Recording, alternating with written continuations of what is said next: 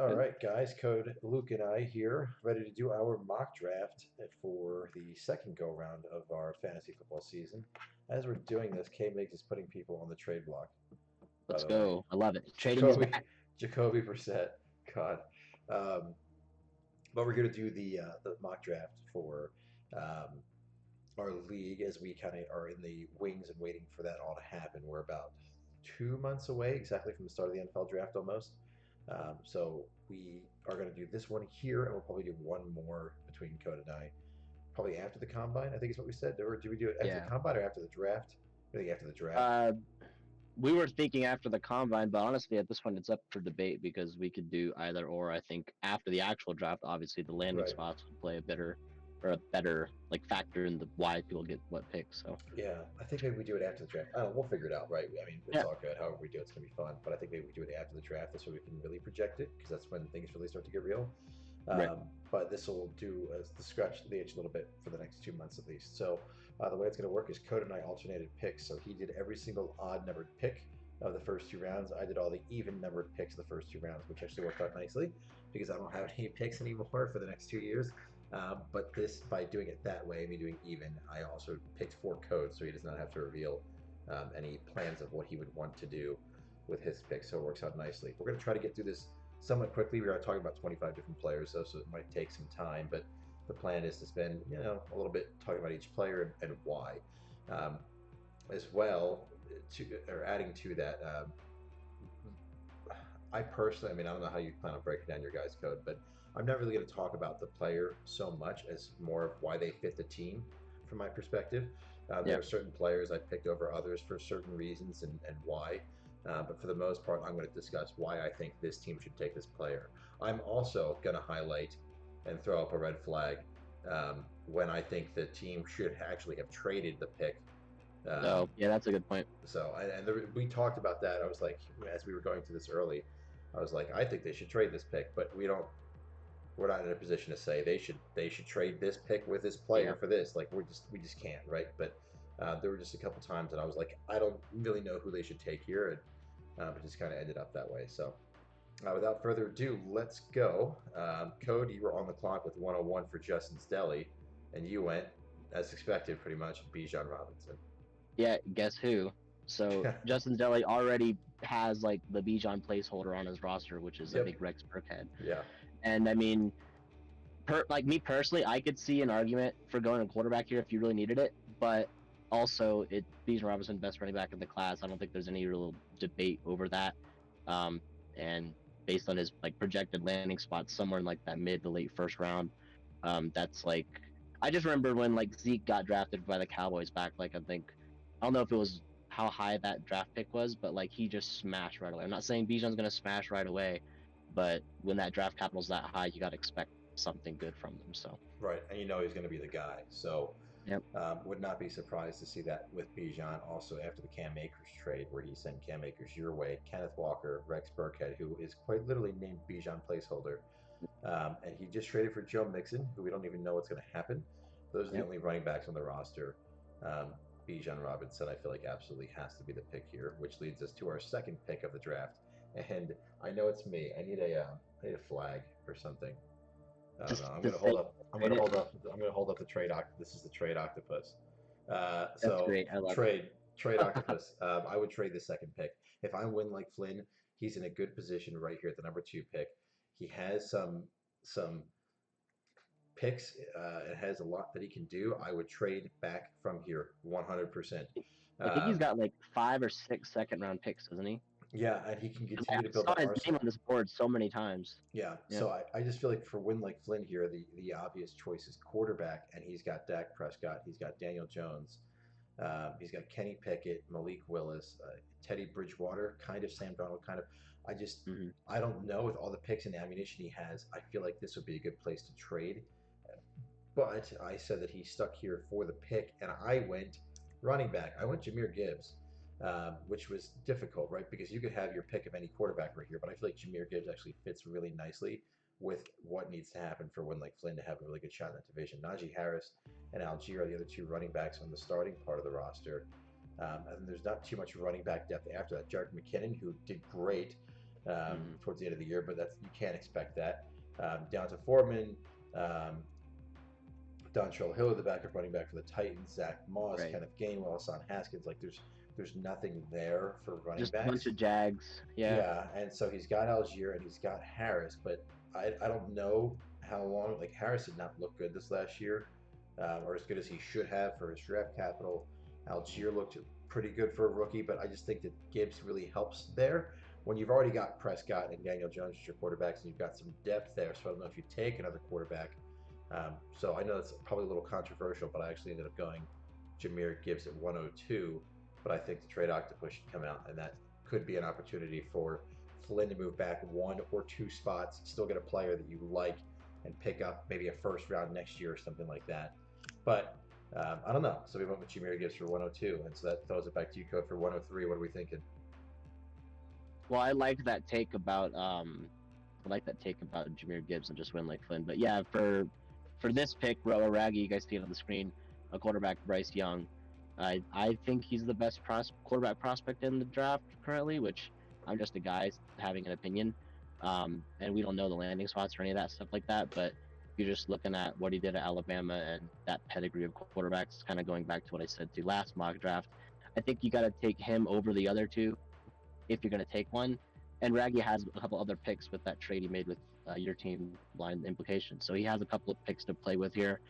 He could totally also trade this one out. He could throw the trade octopus up for this one because, I mean, I don't really know what his plan is going into this draft. I know he traded away Mahomes, traded away Kelsey. Like, looks like he's going for that rebuild, but he also has the pieces to stay competitive. And if he hits on a couple of these quarterbacks, I mean, who knows? So I think it's Bryce Young here. And he built that roster to be competitive this year. Alan Lazard, Right. Latavius Murray, Ezekiel Elliott, Dalvin Cook. And a lot of them James are on Conner. expiring contracts. So it's like, do you re-sign them all or what? That's, Yeah. I mean, I do agree. I think quarterback's got to be the pick here. There's so much ambiguity at what he has at quarterback right now after the trade. Derek Carr on an expiring contract, Trey Lance on a mega contract, hasn't played much NFL at all yet, and Kyle Trask, who is theoretically taking over for Brady. Those are the 3 quarterbacks on the roster. I think you have to go quarterback here with how important a position it is. And moving right along with that, CJ Stroud goes to the Webster Tigers here at 104 was my pick. I think this makes sense. I would not throw the trade octopus in the situation. I think that they need a quarterback here, and I think that the Webster Tigers pretty much take whoever falls to them here. There are a lot of gaps on this roster, and so I think if you can fix quarterback, that's the way to do it. So you've got Trevor Lawrence at your quarterback, your backup, or whoever starts with the Patriots, because you've got Billy Zappi and Mac Jones. So you've got an option there, but you need another starting caliber quarterback that you can trust. And CJ Stroud, I think, is that guy. You could have gone running back, you could have gone receiver, but it doesn't fix any of those holes, I don't think. And so I think that quarterback is the way to go for the Tigers, and we went with CJ Stroud, who I think is, I agree with you, I like Bryce Young a bit more. But he's gone, so we went for CJ Stroud. Yeah. And there's nothing against, I think Stroud is like one of the more polished, like, granted he's like Ohio State, coming out of Ohio State, and that, like, there's a stigma with that, but it's like, I feel like Stroud is the safest of the quarterbacks. Right. Like, some might be higher upside, but this guy's safe. He's kind of like what Chris Olave was coming out last year. Everyone knew he was going to smash his rookie season because he was like the most pro ready. So. Right. Which brings us to pick 105. Back to Raggy for his second pick in the top 5, and who do you have him taking here? Will Levis. So it's probably a little controversial. I don't really know if I like Will Levis over Anthony Richardson or like vice versa. This guy, I mean, like, I think his play at Kentucky was like interesting because I think like the year before this year he ran the ball a lot more personally, and then I think I heard some rumor like OC saying, hey, don't run, like stop doing all that because of like protecting his health or something. But that's kind of getting into the weeds. Really, Raggy just needs to take quarterbacks or like the best available asset, and I felt like Levis was the best available asset because of the super flex and how often he needs, or not how often, just how much he needs some more quarterback help now that his roster's kind of in flux. So if he solidifies Bryce Young and Will Levis here, then he's got 2 guys that if one doesn't hit, then whatever, you got the other one. So I was actually listening to a podcast, and they were discussing what the Bears should do with the 101, right?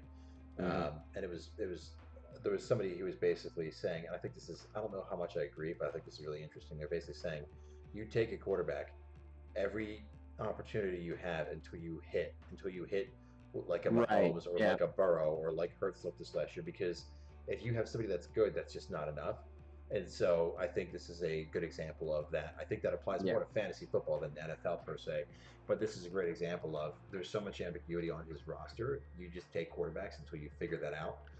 He had it figured out with Mahomes and then got the haul, so he's got to make use of that haul. And by taking a pick or a quarterback here at 103 and 105, I think it makes sense. And that moves us to his next pick at 106. Another quarterback. No, I'm just kidding. Jackson Smith and Jigba, first wide receiver off the board. So I know there's a lot of debate on who the best receiver is.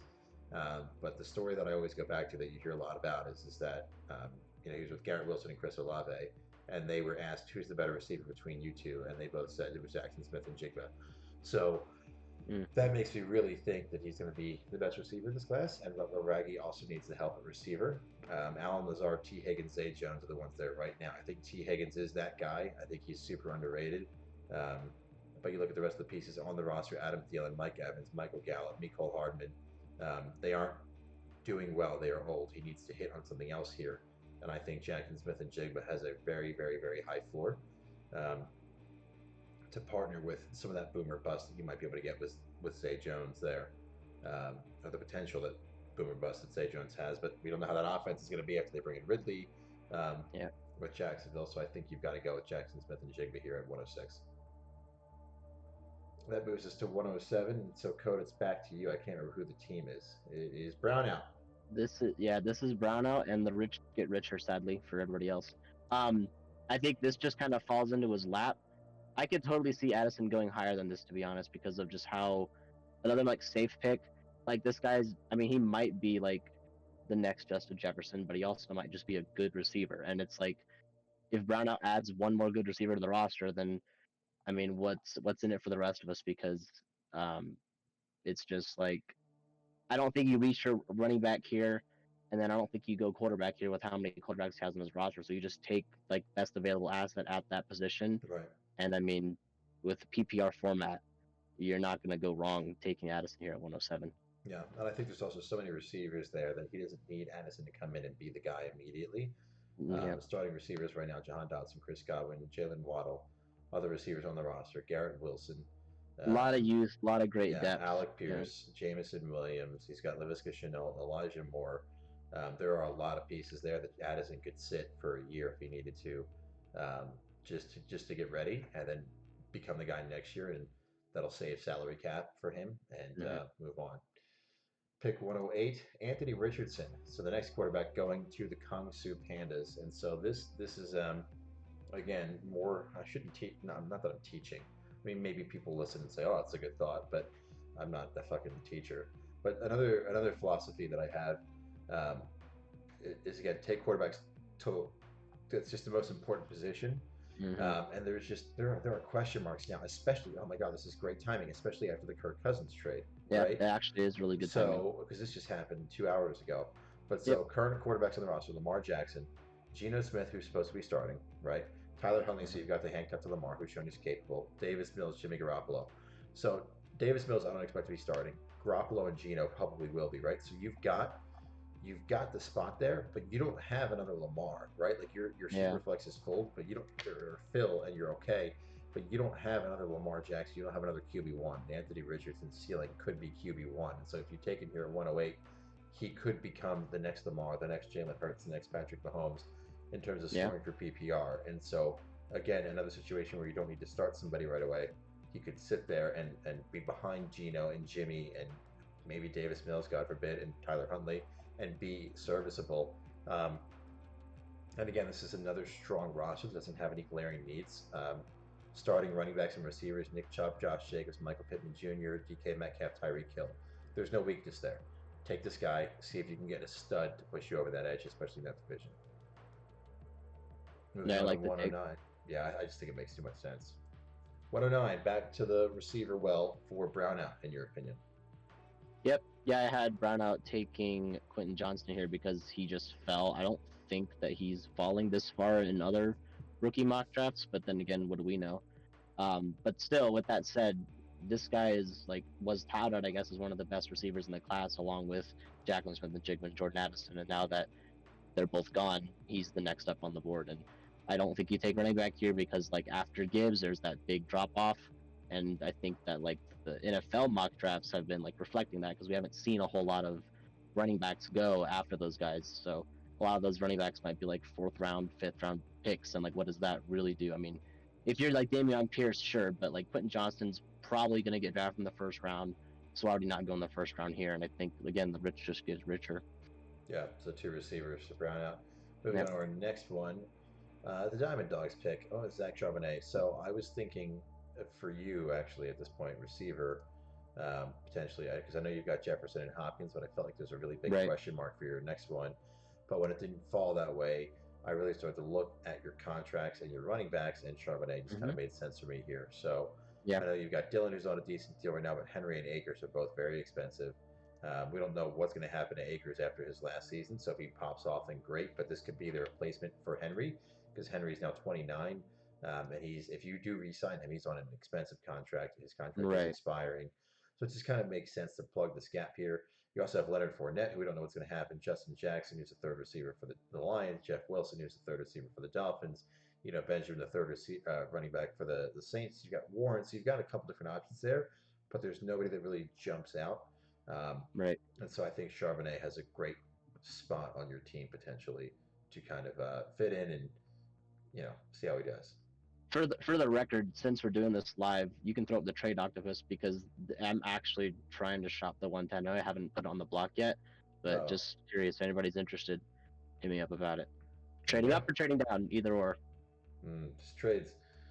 Moving on to 1.11, Zach Evans, you have going to Justin's Deli. So 2 running backs to the Deli, both picked by you. What are we thinking here for Zach Evans? Yeah, I think again, like the whole wide receiver position is just too big drop off at this point, and there are so many good running backs. I don't feel like you can like go wrong. Sure, that like any Code, your microphone completely just cut out there for a second. I can't hear anything you're saying. It got all staticky and now it's more dead than my hopes and dreams. I cannot hear you now, but I can read your lips to know that you say, "Can you hear me now?"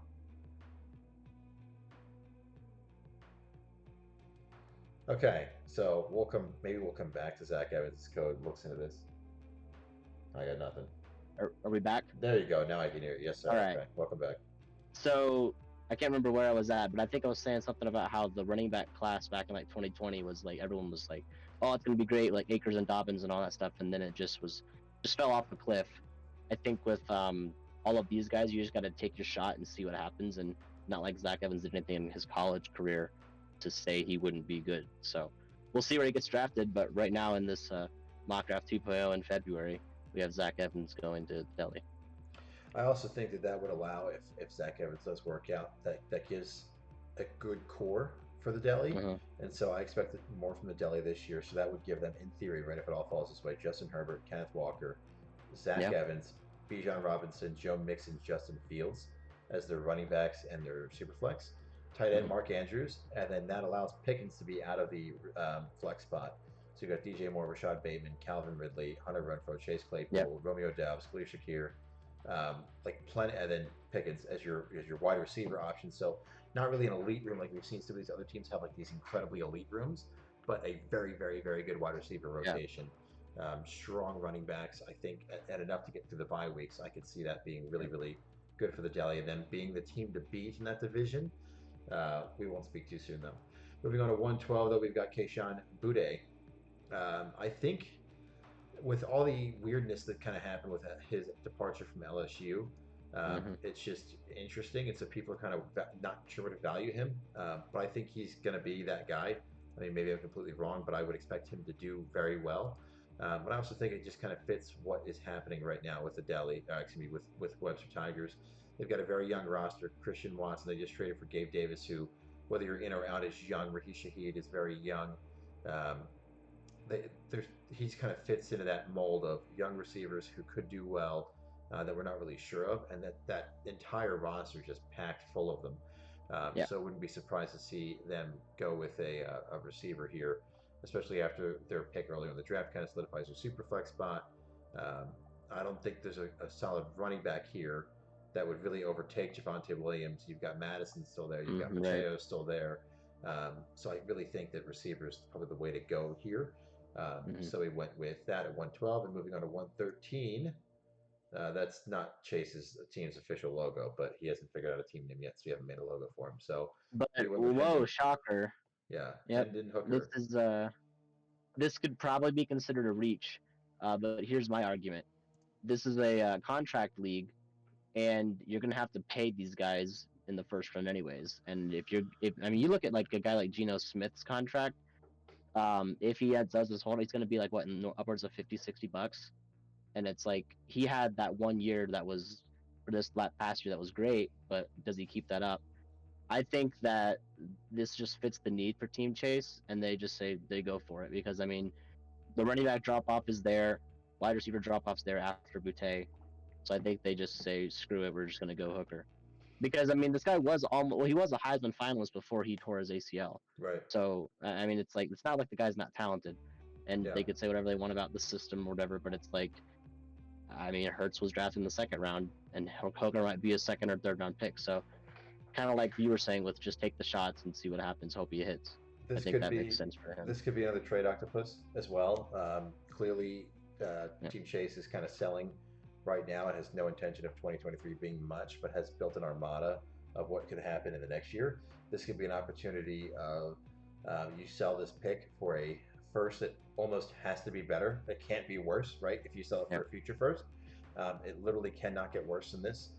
So you could push that down the line. Also, if you take Hendon Hooker here and he isn't back for week 1 and doesn't look 100% in week 6, it's all good because you aren't winning this year. I'm rooting for you, Chase. Obviously, well, no, I'm not. You're my division, but he just isn't going to do Yeah. well this year, and he kind of knows that. So Hendon Hooker couldn't be a good pick because he is depressed value because he's hurt. But it's kind of like the Deshaun Watson thing, um, or if a player tears their ACL, like a Mm-hmm. Kyler Murray thing. Like Kyler Murray's value is gonna dip for a bit, so he could be a good buy because when he comes back, he goes back up again. Same thing Right. if you Yeah. held on to Watson for this long, now his value's up when it wasn't before, right? So could you do that with Hooker when you already know you're not going to do it for a year? I think it would make a lot of sense. Mm-hmm. And actually, before we move on to the next one, don't I think in the rule book the comp picks are cheaper, right, than the actual rookie picks, or am I Yes, but misconstruing this that? isn't a compensatory pick. This is from winning the extra pick bracket. Ah, So okay. this is So I this want to is make a sure I yeah. didn't get that mixed up. All right, cool. Yep. So that still counts as a first round pick there, actually, at 1.13. So it would be that. But that's the thing, though. It gives you that 5th year option, right? I think it's Right. $20 in year 1, and then it's. I think Mm-hmm. this is the right place to pick a quarterback like that that could be risky. Yeah. That you can see how it goes, and we'll see how he does. 201, still with you, Code. Running back to win like Flynn. So Devon A-Chain, I personally like this running back, but I'm not going to take him as high as 110. So, but I think just speed, like you can't teach speed. Speed kills, and it's like he doesn't even have to do a whole lot. If he gets like maybe like 5 targets a game or whatever, and runs the ball like 6 times, he could go for like 80 yards and it's 8 points. So it's like I think Flynn just wants to get, or not wants to, but just needs a little more running back help on that roster, kind of like Blind alluded to previously. So I think he picks Devon A-Chain here. I don't think it's a bad pick at all by any means. No, not too much. Moving to 202, Tank Bigsby to Justin Stelly.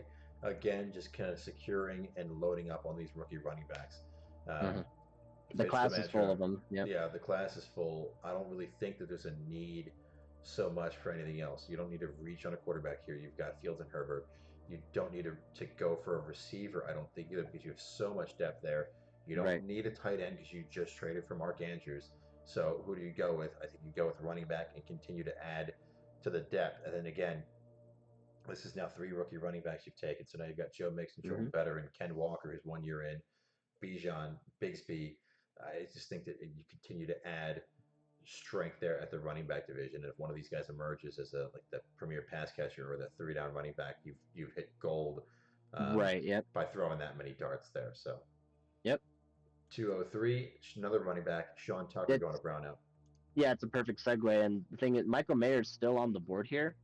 But even with that said, I don't really know if anybody in this league particularly is going to be taking tight end early just because of the lack of historical like production from rookie tight ends. So I mean, unless you're like Kyle Pitts, I feel like this particular league tight end's going to fall. So I think that's why he just goes with another running back here because he took 2 receivers in the first round. Now he wants to get another decent asset. I don't really know where Tucker's being mocked right now, but there are only good things to hear about him at his, I think Syracuse. He played for Syracuse. That was his career in college, and only good things to hear about him. Like workhorse running back, can catch, can block, can run, do all of the things. So it's there's a solid pick. Yeah. Hopefully he gets a good landing spot. So and this is also, it's funny. So I'm going to disagree with you and say I don't think tight ends should be undervalued in our league. But it's funny because Mm-hmm. this is also both of our philosophies coming to light, right? You are very Yeah, much, yeah, absolutely. you are very Mister. I don't need a tight end. What's the point of this? Whereas I am Right. Mister. Give me all of the tight ends. So when it got to this point, so Michael Mayer's mocked to go. Spoiler alert: he's the one in my teaser and sleeper. He's the one who falls here. Mm-hmm. Um, how do I explain this? When it was time to pick him, when it was time for him to really go off the board, and I kept looking for all of my picks again, the even numbered picks. I was like, this team doesn't need a tight end right now. Does not Mm-hmm. make sense for them to take him, right? So I considered it there at 202, and I was like, oh, you just traded for Mark Andrews, so there's no reason for you to trade for that, right? There's no reason for Right. you to do it. Here with Brownout, you have TJ Hawkinson, so you don't need it. And as we move to the Diamond Dogs, it's not how you do things, Code, and that's okay. Right. Yeah. That's not me making fun of your team building or anything. It's just, it is an important position to you, and that's okay. Yeah. And so that's why I was like, I can't give him, I can't do Michael Miller here. I went with Kendre Miller instead, or Michael Meyer. I went with Kendre Miller. I think again, this again kind of helps answer the questions that you might have at running back a bit, and just add some more firepower to the running back spot here. I also think that there's a bit of a teardrop after those couple of receivers. Like we kind of went on a receiver Yeah. run, and now we're on a running back run. I think that you could go receiver here. The Diamond Dogs could go receiver, but it just made more sense for me to go running back because I also know that you love Jacoby Myers. You had a weird admiration for Kendrick Bourne because I remember trying to trade Mm-hmm. him to you, then I dropped him, then you Oh, signed it's him, then you been dropped him, then on you and signed him off. again. Yeah. Yeah, you've got Quez Rockins, who I know you believe it as a homer, maybe a bit of homerism. Russell Gage is Yeah. still there, but I don't think you re-sign him for the 55. But I think that just makes more sense that you go with a running back here at 204, which is why I mocked you that way. I mean, and yeah, his team was in the national championship. He didn't play because he was injured, but I mean, he basically got him there because I don't Yep. think it was the quarterback play that got him there. So Yeah. 205, Josh Downs, a receiver to Kung Su Pandas. You kind of mentioned it earlier, just adding more firepower to some of these teams like Brown and Kung Su Pandas. But mm-hmm. another receiver here goes to the Pandas, and you went with that. What was your thought process here?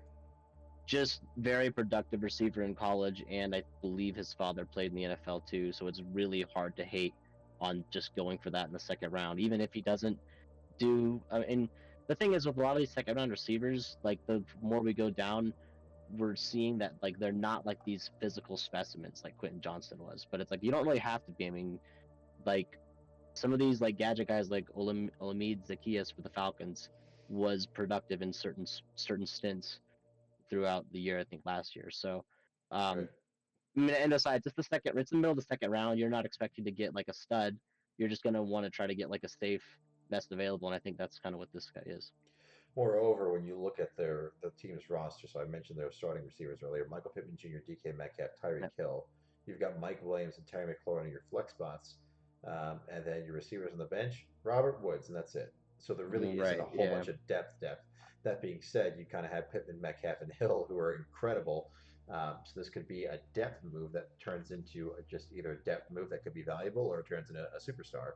Or if it doesn't hit, it's all good. So I think a receiver Yeah. here does make a lot of sense, which brings us to 206, Jalen Hyatt to win like Flynn.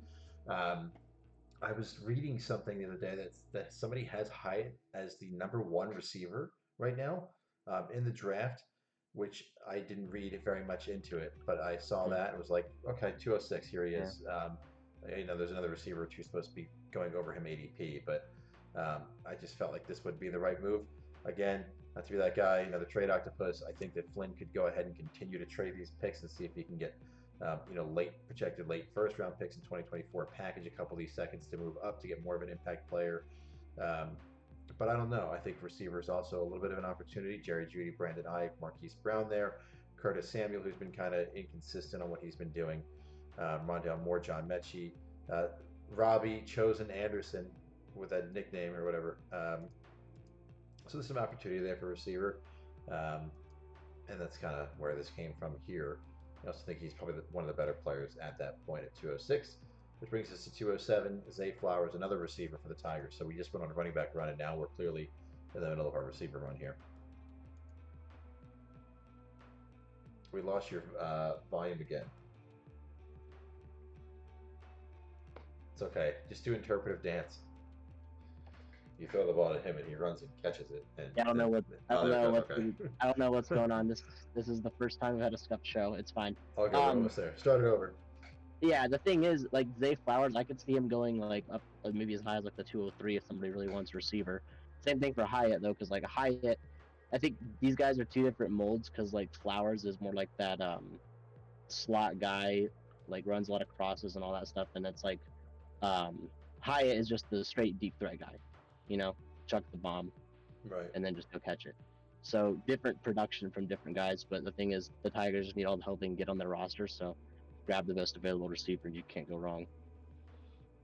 My dog is staring at me, waiting for me to play with him. It's actually really cute. Sorry, I keep looking over him on the side. He's just giving me death looks. We went with another wide receiver here for Watson's 25th masseuse. This is the trade octopus purely because fuck them picks. Chase Brown is a running back. Oh, I never changed. You're right. It is a running back. Yeah. Okay. Yeah. Sorry. Okay. So it's a running back. Don't still trade octopus either way. I think. Yeah. So the receivers there make sense. You don't need a receiver, right? You've got Amon-Ra St. Brown. You've got Marvin Jones and Delvin Duvernay, who are okay, right? But Deebo Samuel, Devontae Parker, who are the other? Did he? He did trade DeAndre Hopkins. So maybe I don't know. So there is opportunity. Hopkins, yeah, there is some opportunity to backfill receiver there. But there's also a lot more opportunity to take care of running back. So traded for DeAndre Swift, who's on a huge contract. Traded for Aaron Jones, who's also on a bigger contract. So wouldn't be surprised to try to see him get some young depth at running back here with, again, how expensive they are. Other running backs on the roster are Kareem Hunt, who's on a one-year deal, so you have to re-sign him, and Amir Abdallah, who's the number 3 or 2 for the Raiders, depending on how you look at it. It just makes a lot of sense here to go ahead and grab a running back, especially after that receiver run for Watson's, but I would not be surprised to see a trade at some point in time from him to try to get another player instead of taking the pick here. Which brings us to 209. There's another running back, Kenny McIntosh, for you for Win Like Flynn. Yep, I think Kenny could be a pretty good player in the league. And just, you come from Georgia, you're going to be a good football player. So, I mean, if you look at James Cook, if you get what James Cook was this past year at the 209, I think you're happy. So, obviously, it depends on landing spot, but I think Win Like Flynn just keeps adding ammo with all these picks he has.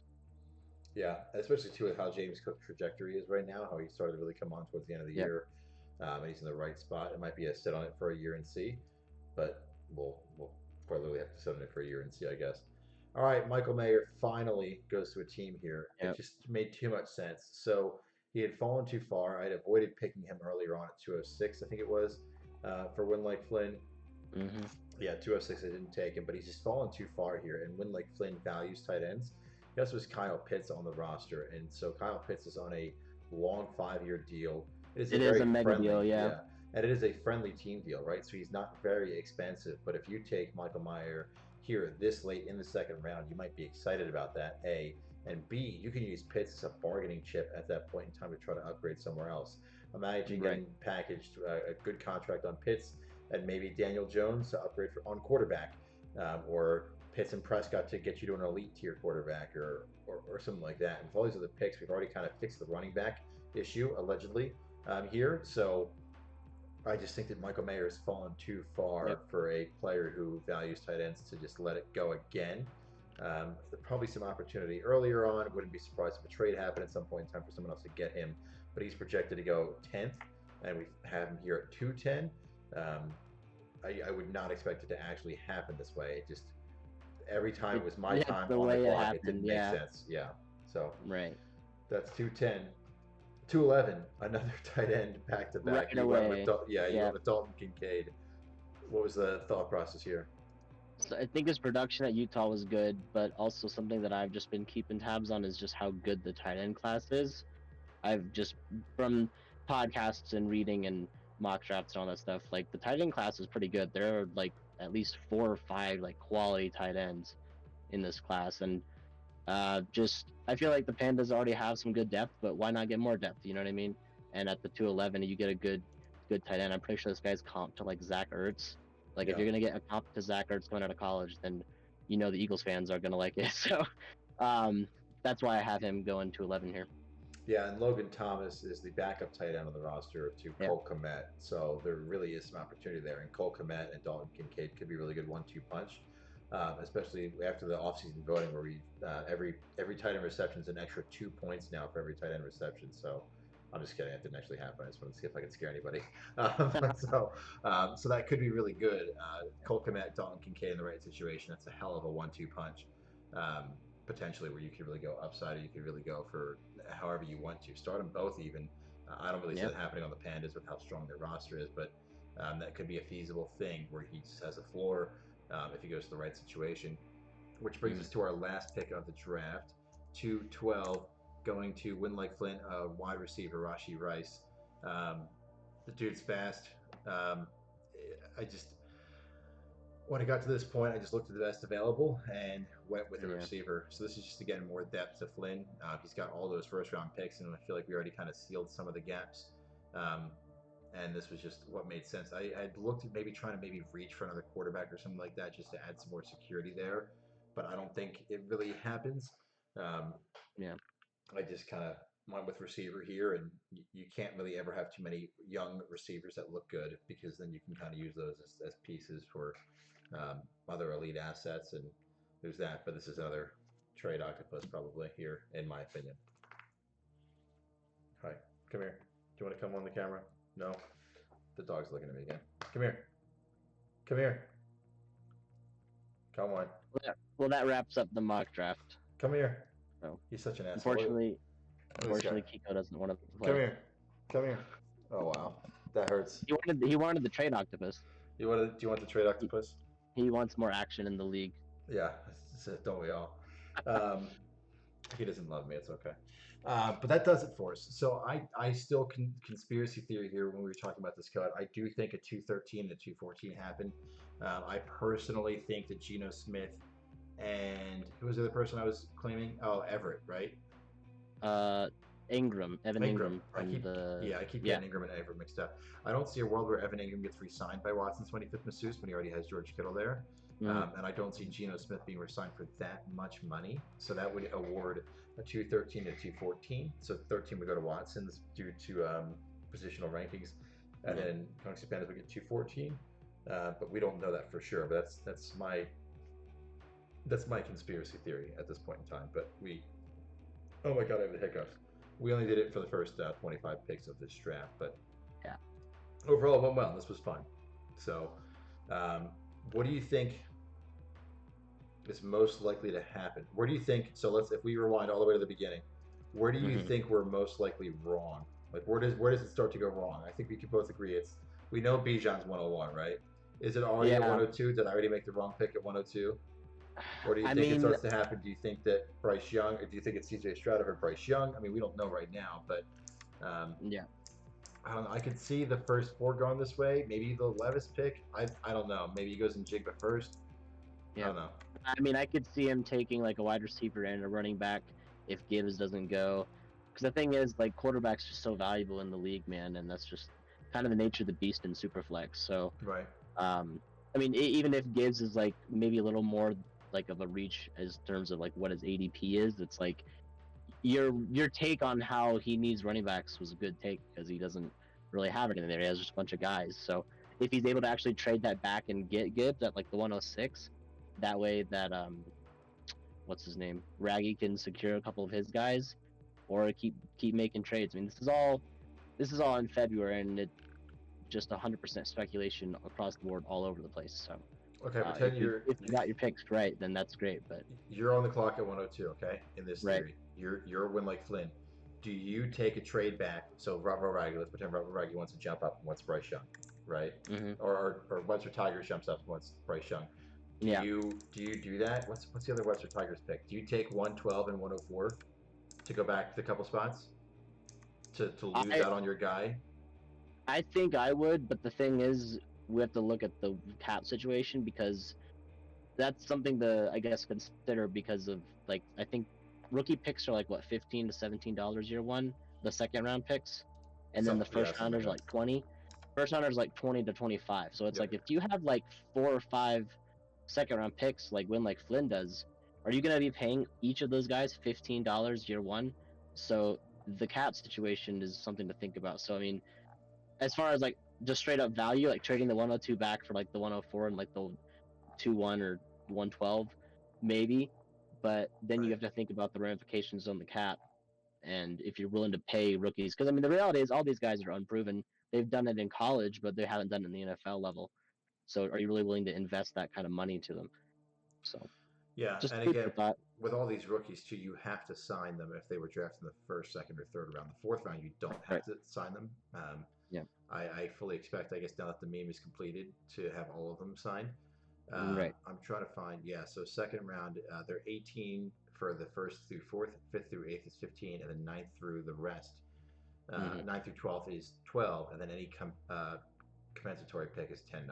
So Right. they aren't super expensive, but when you take those players and add them on, Winley Flynn has the cap room for it, right? But how long do you sign them all for? He's got $332 this Right. year, but just because he has $332 doesn't mean you want to spend $120 on all of your picks. So that could be an opportunity Yeah. to package a lot of those up and even go up further. So I mean, he's got the 102. Who's to say that he doesn't try to shoot back up in the first round by offloading 18 different picks onto a team that has a lot of holes to fill, like Yeah. Raggy or one of these other teams. So we'll see how it goes. Absolutely. All right, last trivia question for you. There's a couple teams we didn't talk about because they don't have the picks, right? Dan Flashes was not brought up once. Make Nope. fullbacks great again, not brought up once. The implications not brought up once. Yeah. Do you see any of those three teams trading into one of the first two rounds in this draft? So I think personally that Dan Flashes should. I don't think implications or now newly anointed the inaugurals. Oh yeah, I'll change his name again. Um, Don't worry. I think that they need to stay the course because they've already fully committed chips in the chips are all in for next year and or well yeah I guess this year would be the 2023 season Right. and 2024 because none of you guys have draft picks so your chips are all in the basket so unless a deal falls into your lap I think that you guys stand pat but I think that Dan Flashes would be wise to trade in I think. I'll trade my 2025 fourth to get in the first round of this year. Right. I'm Yeah. sure the Tigers will take it. Yeah. All right, well, that's going to do it for us. Appreciate you guys watching. A bit of a longer one. But yeah, coming up soon, I'm going Good to reach stuff. out to, yeah, I'm going to reach out to Cam Miggs and Cam Hunt were the two that reached out to me about doing one of those other homework assignments. So going to reach out to them soon to have one of them attack one project and one attack another project. It would be fun to do at the same time. So maybe I'll give one of them best running back rooms in the league, 1 through 12, and then give the other person best running back leagues in the room based off of contracts as well, and kind of see how those shape up. Could be fun to take a look at, but those things will be coming out soon. I'm trying to space them out this way. We have things to look at and discuss throughout the entire year. Yeah. But in about 2 months, we'll be having the NFL draft on us. And then May 1st is when we start to choose who we're actually re signing. Then we've got the restricted free agent period for the rest of the month of May. And then it really kicks off in June for how the draft is going to work. And for those of you, I figured this out, and so you don't even know how this is going to work, Code, but here we are. No. So the way the draft is going to work, it's going to be fun. Is it's a each pick is made each day. So on June 1st, the 101 happens. On June 2nd, the 102 happens. On June 3rd, the 103 happens. So you'll actually end up DMing me who you pick. And then what we're going to do is, and I don't know how much you'll be around, Code, but for those first 13 picks, each first round pick, we're going to do a show like this, probably 10 minutes long, not very long at all, but with just the pick being revealed, highlights of the players in college in the background. Hopefully, we get to talk to the team who made that pick as well, and they can join us. It'll be the three of us. It might not happen. It might just be Code and I. It might just be me, depending on Code's schedule and all that stuff too. But Yeah. we'll be releasing the information for those picks that way, one by one for the first 2 weeks. So that'll be a lot of fun. But I know we're getting ahead of ourselves. That's 4 months away, but that's what we're looking towards, and that's all we can really look towards right now in the Dynasty season. So that'll do it. Thanks for watching, and we'll see you guys in the next one.